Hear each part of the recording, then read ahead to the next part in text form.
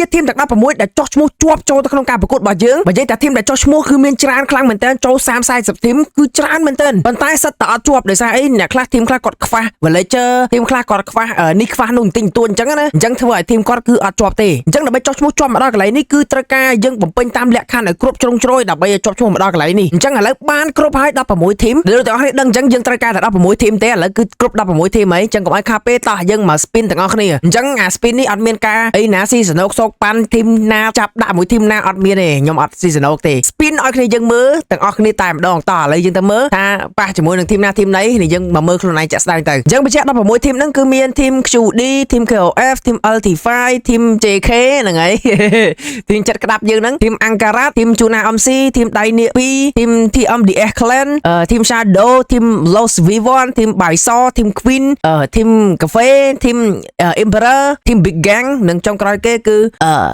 Igris អញ្ចឹងខ្ញុំអានឈ្មោះក៏អត់ចេញទេយើងមកធីម Igris អូខេតោះឥឡូវ1 2 3 spin ទាំងអស់គ្នា Let's go ឡាប់អូ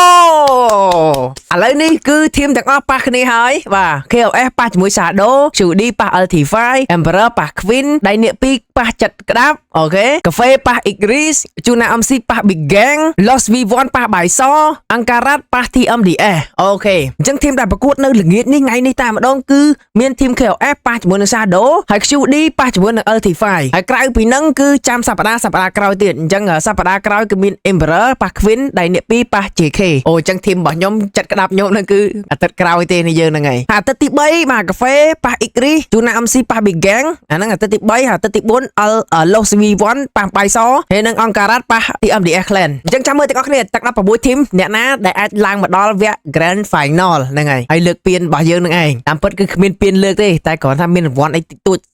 សម្រាប់ពួកគាត់អញ្ចឹងជូនពរធីមទាំងអស់គ្នាឈ្នះទាំងអស់គ្នាហើយសង្ឃឹមថាទាំងអស់គ្នាកុំ toxic ពេកពេលក្នុងការប្រកួតយើងប្រកួតដោយភាពយុត្តិធម៌ទាំងអស់គ្នាទៅកុំឲ្យមាន hate កុំឲ្យមានអីហើយកុំឲ្យមានការ toxic អីអូខេខ្ញុំសូមតែម្ដងអញ្ចឹង